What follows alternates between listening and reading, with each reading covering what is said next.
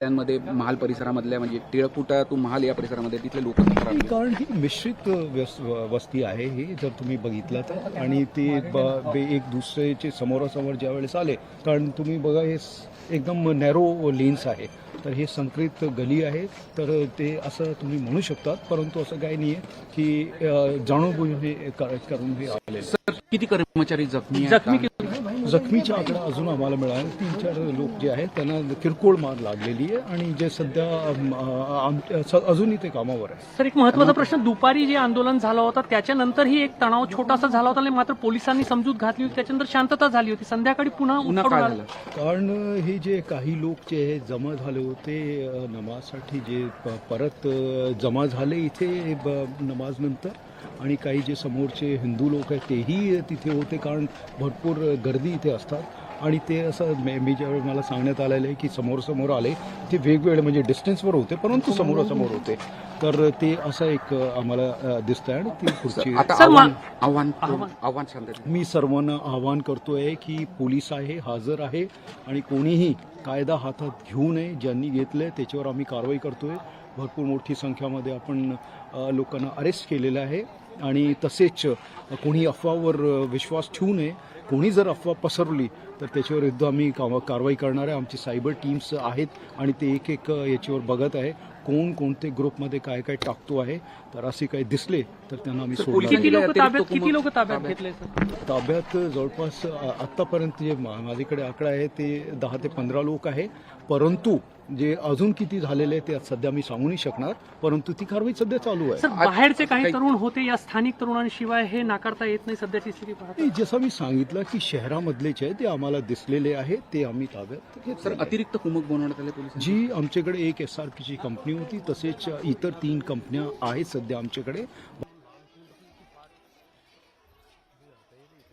हिंदी में जानना चाहेंगे सर? कंट्रोल में है और ऐसा कुछ नहीं है अभी कि जिससे कोई घबराए. परंतु जिन लोगों ने कायदा सुव्यवस्था हाथ पे लेने की कोशिश की उनके ऊपर हमारी कार्रवाई हुई है और हो रही है.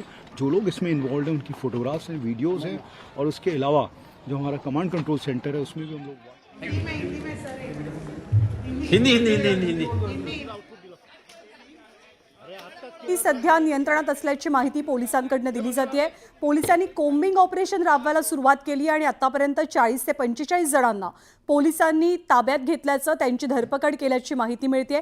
नेमकं काय झालं तर नागपूरच्या महाल परिसरामध्ये 2 गटात तुफान हाणामारी झाली, वाद झाला. एका बाजूचा गट चांगलाच आक्रमक झाला आणि त्यांनी जाळपोळीला सुरुवात केली. जे सर्वसामान्य लोक आहेत ज्यांचा घटनेशी संबंध नाही, त्यांच्या घराच्या गल्ल्यांमध्ये जाऊन त्यांच्या घराचं नुकसान केलं, त्यांच्या वाहनांची तोडफोड केली आणि सगळी परिस्थिती काही मिनिटातच आटोक्याबाहेर गेली, आवाक्याबाहेर गेली. जेव्हा नागपूरमध्ये आज सकाळी आंदोलनं झालेली होती औरंगजेबाची कबर हटवण्यासंदर्भात, तेव्हा त्याच आंदोलनाच्या पार्श्वभूमीवर काहीसं तणावाचं वातावरण होतं. त्यावेळेला पोलिसांनी पहिल्यांदा मध्यस्थी केली आणि सगळी परिस्थिती नियंत्रणात आणली, शांतता प्रस्थापित केली. पण अचानक संध्याकाळच्या सुमारास एका बाजूनं जमाव चाल करून आला आणि परिस्थिती नियंत्रणाबाहेर निघून गेली. पोलिसांनी शर्थीचे प्रयत्न केलेत आणि आता जवळपास 2.5 ते 3 तासानंतर हळूहळू ही परिस्थिती नियंत्रणात येत असल्याची शक्यता वर्तवली जाते. पण नागपूर असो, नागपूरचा महाल परिसर असो, आतापर्यंत इथे अप्रिय घटना इतिहासात कधीही घडलेल्या नाहीत. एक को घुस के मारेंगे. अरे वाह, मंत्री कहता है निकाला नहीं आपने उसको, इस्तीफा नहीं दिया आपने, तब क्या होगा? चाहते तो तुम थे ना. सत्ता पक्ष को सत्ता पे रहने का अधिकार. कुणी अफवा पसरवू नका, कुणीही चुकीच्या बातम्या पसरवू नका. पोलिसांना, प्रशासनाला सहकार्य द्या असं आवाहन सातत्यानं केलं जात आहे. राज्याच्या मुख्यमंत्र्यांनी सुद्धा या घडलेल्या फिलहाल नागपुर में आप कैसे देखते हैं इस पूरे मामले को? देखो, जिस तरह से वातावरण जो अभी नागपुर में है, हम लोग भी या न्यूज़ में देखा, माननीय मुख्यमंत्री और गृह मंत्री देवेंद्र जी ने सबको ऐलान किया है कि शांतता प्रस्थापित रखें, एक दूसरे से शांतता रखें. उनका जो उन्होंने आह्वान किया उसका पालन हर एक नागपुर के नागरिक लोगों ने करना चाहिए. विपक्ष का ये कहना है कि आपकी ये फेलियर आपकी सरकार के, एक तो आप पॉलिटिकल गेन्स के लिए ये सब करते हैं, प्लस दूसरी बात ये शर्मनाक बात है कि गृह मंत्री के गृह जिले में ये हुआ है. देखो, मुझे तो लगता है कि विपक्ष का ये कांड रहेगा कि देवेंद्र जी के ऊपर एलिगेशन करने के लिए इसी तरह की बातें वो कर रहेंगे। उनके पीछे अगर विपक्ष है तो उनके ऊपर भी कार्रवाई होनी चाहिए। आप क्या अपील करेंगे जनता से? मैं जनता से यही अपील करूंगा कि शांतता प्रस्थापित रखे, दोनों समाज दोनों कौम में एक दूसरे से जो भाईचारा से रहते वैसे रहना चाहिए। कोई भी किसी की तरह की बातें, अनाप शनाप बातें अगर आपके एरिया में वस्ती में घुमा रहे तो उनके ऊपर भरोसा मत रखो, शासन के ऊपर भरोसा रखो। धन्यवाद। तर सरकारवरती विश्वास ठेवा, कोणत्याही अफवांवरती विश्वास ठेवू नका, शांतता प्रस्थापित करण्यासाठी सर्वांनी सहकार्य करा असं आवाहन सातत्यानं सत्ताधारी, विरोधक, पोलीस सर्वांकडूनच केलं जात आहे। नागपूरच्या महाल परिसरामध्ये आज संध्याकाळी तुफान राडा झाला, जाळपोळ मोठ्या प्रमाणात झाली आणि त्यामुळे पोलिसांना सुद्धा दुसऱ्या बाजूनं जे लोक अटॅक करत होते त्यांच्यापर्यंत पोहोचणं शक्य होत नव्हतं। पोलीस सुद्धा मोठ्या संख्येने जखमी झालेले आहेत। आतापर्यंत 40 ते 45 जणांची धरपकड करण्यात यश मिळालंय। आपण पुन्हा एकदा जाऊयात, उदय तिमांडे आपल्याला माहिती देतात। उदय, तुम्ही आता नेमक्या नागपूरच्या कोणत्या परिसरात आहात, कोणत्या गल्लीत आहात आणि पोलीस कसं नियंत्रण मिळवतायत सगळ्या परिस्थितीवर?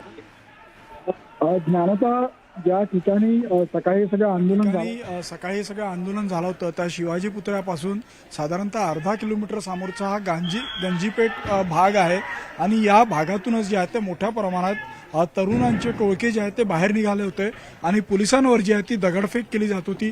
त्यामुळे आता या सगळ्या दगडफेकीला रोखण्यात पोलिसांना यश आलेलं आहे। त्यामुळे पोलिसांनी आता या भागामध्ये कोम्बिंग ऑपरेशन राबवायला सुरुवात केलेली आहे आणि आपण पाहतोय की पोलीस जे आहे ते जी माहिती मिळते त्या माहितीच्या आधारे जे तरुण ज्यांनी ही सगळी दगडफेक केली होती ते जिथं जिथं लपून बसलेले आहेत त्यांना शोधण्याचा प्रयत्न जो आहे तो पोलिसांकडून इथं केला जातोय। कारण या दगडफेकीमध्ये जे आहे ते अनेक पोलीस कर्मचारी देखील जखमी झाल्याचं आपल्याला पाहायला मिळालं होतं। ज्या पद्धतीनं सुरुवातीला जो आरोप झाला होता की शिर्के यांच्या घरावर दगडफेक झाली होती, आपण त्यांची प्रतिक्रिया जाणून घेतली होती।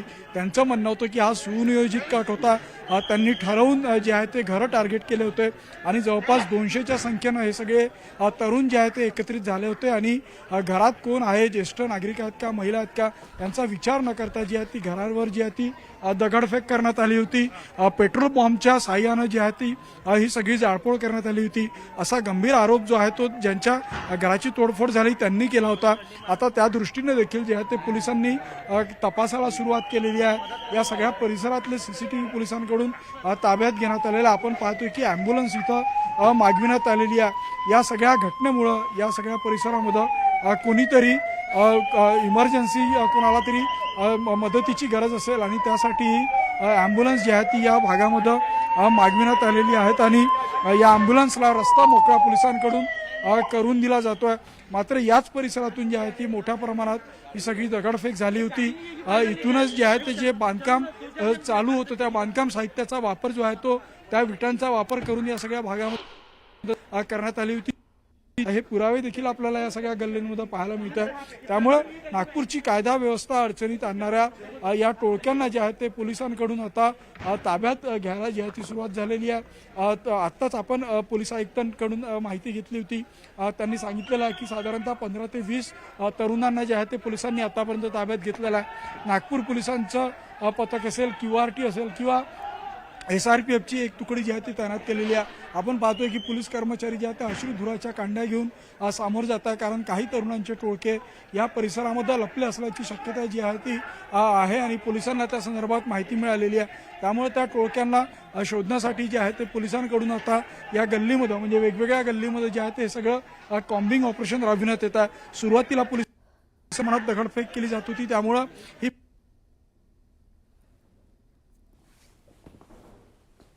बरोबर आहे। सुरुवातीला ही सगळी परिस्थिती नियंत्रणात आणली।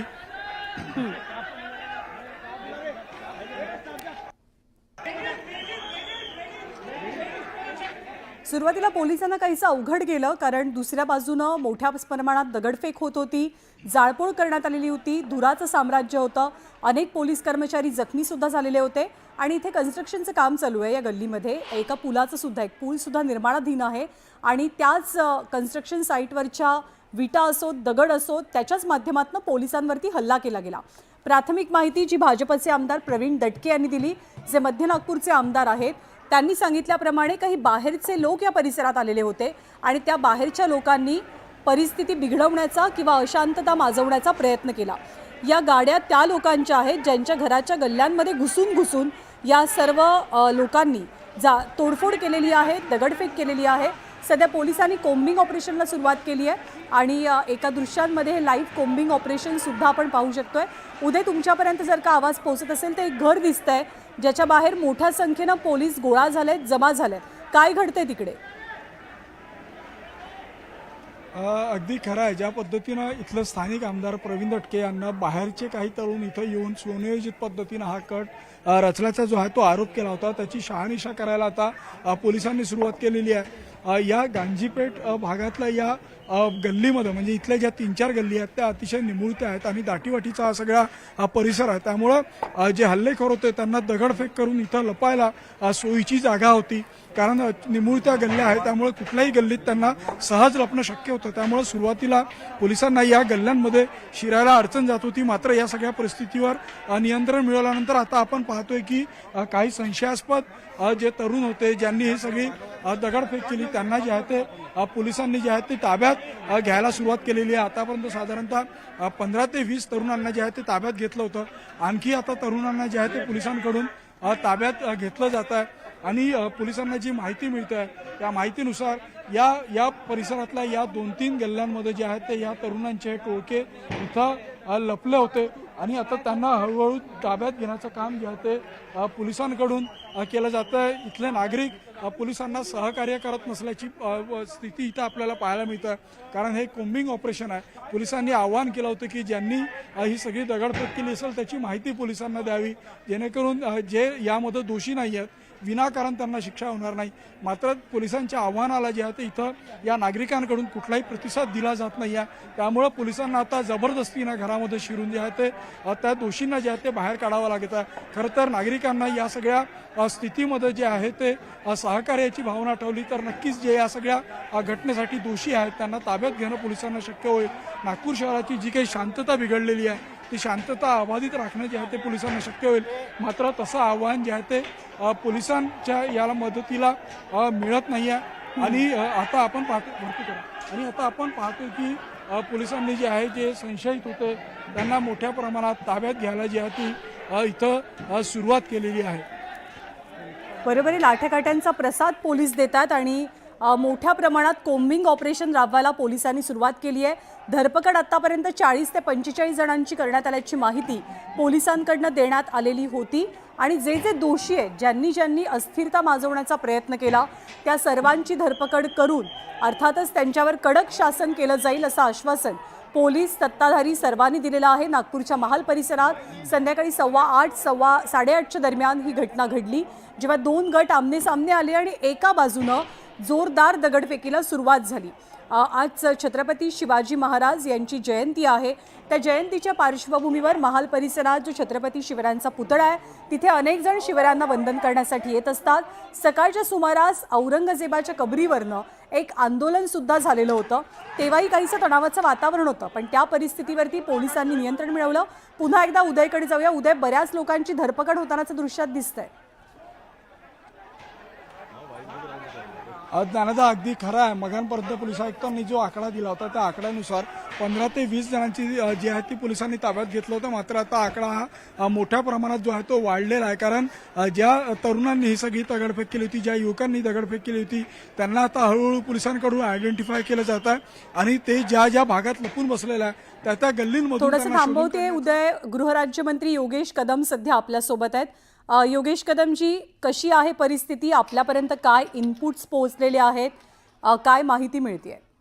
सध्या परिस्थिती ही अंडर कंट्रोल आहे. पोलिसांनी अतिशय उत्तमरित्या काम करून परिस्थिती कंट्रोलमध्ये आणलेली आहे.